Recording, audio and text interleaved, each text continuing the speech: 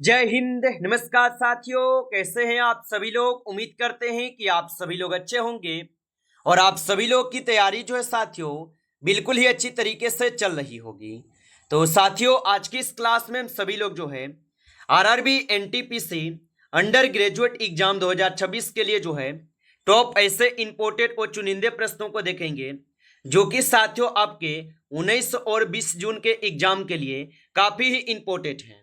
और साथियों, कल आपका यदि 19 जून को ही पेपर है तो आपके लिए क्लास जो साथियों रामबाण क्लास साबित होंगे, क्योंकि साथियों पिछले जितने भी शिफ्टों में आपके एग्जाम हुए हैं और उन शिफ्टों में साथियों जिस टॉपिक से क्वेश्चन लगातार पूछे जा रहे हैं, आज की इस क्लास में हम सभी लोग उन्हीं टॉपिकों से क्वेश्चन को करेंगे जो कि कल आपके 19 जून के एग्जाम में 100% ये सभी क्वेश्चन आपको देखने को मिलेंगे।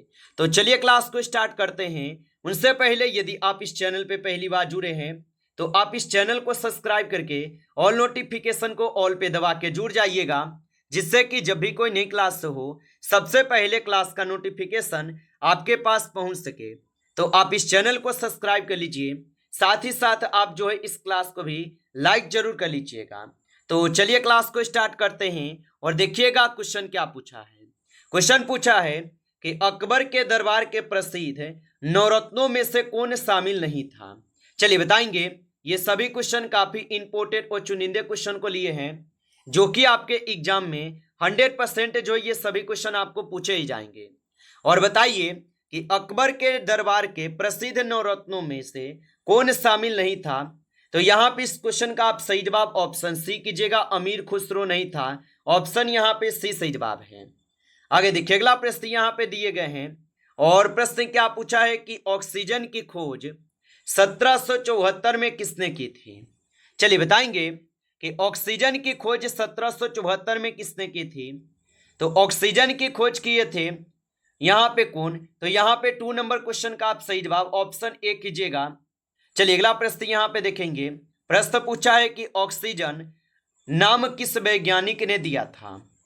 चलिए आंसर लगाइएगा आप कि ऑक्सीजन नाम किस वैज्ञानिक ने दिया था। तो यहाँ पे आप 3 नंबर क्वेश्चन का सही जवाब ऑप्शन बी लगा रहे हैं, तो बिल्कुल ही सही जवाब है। आगे देखिए, अगला प्रश्न यहाँ पे दिए गए 4th नंबर। भारतीय संविधान को अर्ध संघीय की संज्ञा किसने दी है। तो भारतीय संविधान को अर्ध संघीय की संज्ञा किसने दी है। तो ये संज्ञा दी है केसी बेयर। ऑप्शन यहाँ पे बी सही जवाब है, केसी बेयर होगा। आगे देखिए, अगला प्रश्न यहाँ पे दिए गए हैं और यहाँ पे 5 नंबर प्रश्न क्या पूछा कि भारत वर्तमान में भारतीय संविधान की राज्य सूची में कितने विषय हैं। तो वर्तमान में भारतीय संविधान की राज्य सूची में कितने विषय हैं। तो इनमें हो जाएगा 61 विषय। ऑप्शन यहाँ पे बी सही जवाब है, 61 विषय होगा। आगे देखिए, अगला प्रश्न यहाँ पे दिए गए हैं और प्रश्न पूछा है कि 42वें संविधान संशोधन 1976 द्वारा कितने विषयों को राज्य सूची से समवर्तित सूची में बदला गया है।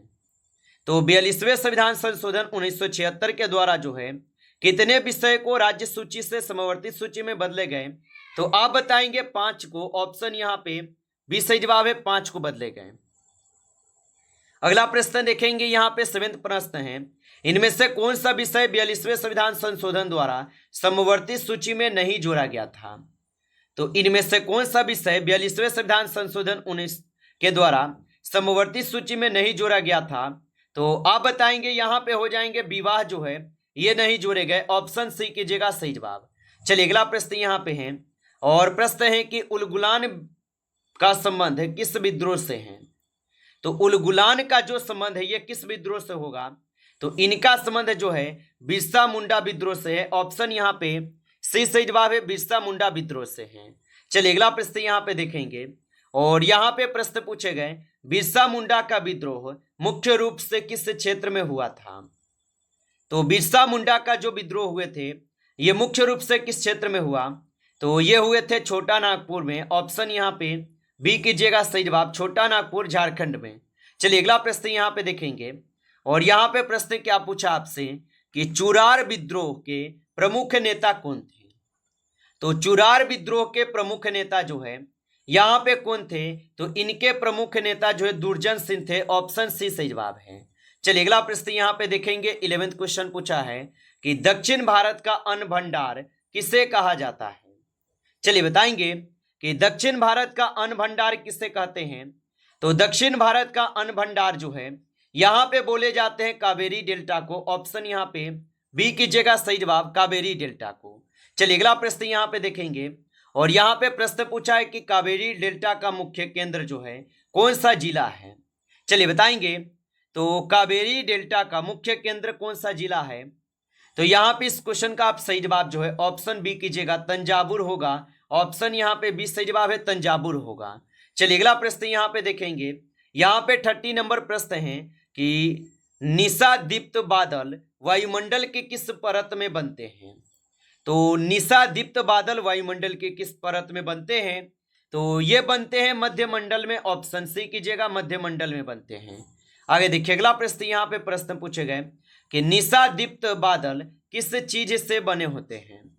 तो निशा दीप्त बादल जो बने होते हैं ये बने होते हैं बर्फ के क्रिस्टल से। ऑप्शन यहाँ पे बी सही जवाब है। आगे देखिए अगला प्रश्न यहाँ पे दिए गए हैं, और यहाँ पे प्रश्न पूछे गए हैं आपसे क्या कि भारत तिब्बत सीमा पुलिस ITBP का गठन जो है कब हुआ था? तो भारत तिब्बत सीमा पुलिस ITBP का गठन कब हुआ? तो इनका गठन हुए थे आपके 1962 में। ऑप्शन यहाँ पे 20 सही जवाब है।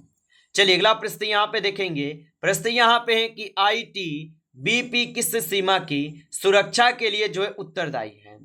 तो ITBP किस सीमा सुरक्षा के लिए उत्तरदायी होगा? तो यहाँ पे आप 60 नंबर क्वेश्चन का सही जवाब भारत और चीन को लगाएंगे। ऑप्शन बी सही जवाब है। चलिए अगला प्रश्न यहाँ पे है, और यहाँ पे प्रश्न क्या पूछा है, वर्तमान में भारत में कुल कितने सांस्कृतिक यूनेस्को विश्व धरोहर जो है स्थल हैं? तो वर्तमान में भारत में कुल कितने सांस्कृतिक यूनेस्को विश्व धरोहर स्थल है? तो याद रखेंगे यहाँ पे 17 क्वेश्चन का सही जवाब 35 हो जाएगा। ऑप्शन यहाँ पे बी कीजिएगा सही जवाब।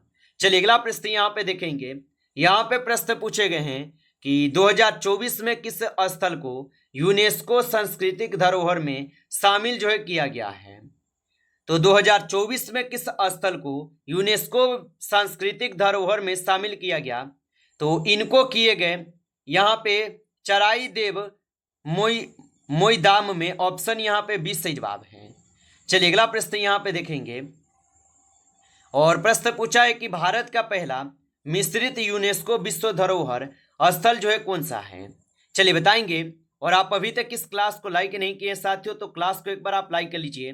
नए हैं चैनल पे तो चैनल को भी सब्सक्राइब करके ऑल नोटिफिकेशन को ऑल पे दबा के जुड़ जाइए, जिससे कि जब भी कोई नई क्लास हो सबसे पहले क्लास का नोटिफिकेशन आपके पास पहुंच सके। तो आप इस चैनल को सब्सक्राइब जरूर कर लीजिएगा। और बताएंगे कि भारत का पहला मिश्रित यूनेस्को विश्व धरोहर स्थल जो है कौन सा है? तो यहाँ पे 20 नंबर क्वेश्चन का सही जवाब ऑप्शन बी कीजिएगा, ऑप्शन बी सही जवाब है। चलिए अगला प्रश्न यहाँ पे देखेंगे, 21 क्वेश्चन है कि जाबरो लोक नृत्य किस अवसर पर जो है किया जाता है? तो जाबरो लोक नृत्य किस अवसर पर किए जाते हैं? तो ये तो किए जाते हैं आप सभी लोग के किस अवसर पे? तो लोसार वाले अवसर पे किए जाते हैं। ऑप्शन यहाँ पे बी सही जवाब है। आगे देखिए अगला प्रश्न यहाँ पे दिए गए हैं 22 नंबर कि अंग महाजन पद की राजधानी क्या थी? चलिए बताएंगे आप कि अंग महाजन पद की राजधानी क्या थी? तो अंग महाजन पद की जो राजधानी है इनकी राजधानी चंपा थी। ऑप्शन यहाँ पे बी सही जवाब है, चंपा थी।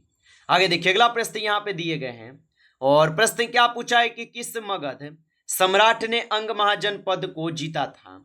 चलिए बताएंगे कि किस मगध सम्राट ने अंग महाजन पद को जीता था? तो याद रखेंगे यहाँ पे बिंबिसार हो जाएगा। ऑप्शन यहाँ पे 20 सही जवाब है, बिंबिसार होगा। चलिए अगला प्रश्न यहाँ पे है, और प्रश्न क्या पूछा है कि असम में मानसून पूर्व होने वाली वर्षा को क्या कहते हैं? तो असम में मानसून पूर्व होने वाली वर्षा को क्या कहते हैं? तो इस वर्षा को बारदोई शिला कहते हैं। ऑप्शन यहाँ पे 20 सही जवाब है। चलिए अगला प्रश्न यहाँ पे है, और प्रश्न क्या पूछा है कि बंगाल में मानसून पूर्व वर्षा को किस नाम से जाना जाता है? तो बंगाल में मानसून पूर्व वर्षा को किस नाम से जानते हैं? तो यहाँ पे आप 25 नंबर क्वेश्चन का सही जवाब ऑप्शन यहाँ पे आप लोग बी करेंगे, काल बैसाखी के रूप में जानते हैं। ऑप्शन यहाँ पे 20 सही जवाब है। चलिए अगला प्रश्न यहाँ पे देखेंगे 26 नंबर क्वेश्चन है कि कर्नाटक में मानसून पूर्व वर्षा को क्या कहा जाता है। चलिए बताएंगे कि कर्नाटक में मानसून पूर्व वर्षा को क्या कहा जाता है। तो इस वर्षा को यहाँ पे क्या कहते हैं, तो इसे कहते हैं यहाँ पे चेरी ब्लॉसम। ऑप्शन ए यहाँ पे सही जवाब है, चेरी ब्लॉसम कहते हैं। चलिए अगला प्रश्न यहाँ पे देखेंगे कि प्रकाश का उपयोग कर भोजन बनाने वाले जीव क्या कहलाते हैं। तो प्रकाश का उपयोग कर भोजन बनाने वाले जीव जो होते हैं ये कहलाते हैं आप सभी लोग का स्वपोषी। ऑप्शन यहाँ पे बी सही जवाब है, स्वपोषी कहलाते हैं, याद रखेंगे। आगे देखिए अगला प्रश्न यहाँ पे दिए गए 29 नंबर, और 29 क्वेश्चन क्या पूछा है कि IRDAI का मुख्यालय जो है वर्तमान में कहाँ स्थित है। तो IRDAI का मुख्यालय वर्तमान में कहाँ है, तो ये हो जाएंगे आप सभी लोग का हैदराबाद। ऑप्शन यहाँ पे बी सही जवाब है, हैदराबाद। आगे देखिए अगला प्रश्न यहाँ पे दिए गए हैं और प्रश्न पूछे गए कि IRDAI की स्थापना किस वर्ष हुई थी। तो IRDAI की स्थापना किस वर्ष हुई थी, तो इनकी स्थापना हुए थे आपके कब, तो यहाँ पे 30 नंबर क्वेश्चन का सही जवाब 1999 होगा। ऑप्शन यहाँ पे 20 सही जवाब है। चलिए अगला प्रश्न यहाँ पे देखेंगे और प्रश्न पूछे गए कि मंगोलिया की राजधानी का क्या नाम है। तो मंगोलिया की राजधानी का जो नाम होगा ये हो जाएंगे आप सभी लोग का उलान बटोर। ऑप्शन यहाँ पे 20 सही जवाब है, उलान बटोर होगा। चलिए अगला प्रश्न यहाँ पे देखेंगे और यहाँ पे प्रश्न पूछा है कि सोवियत संघ का विघटन आधिकारिक रूप से कब हुआ।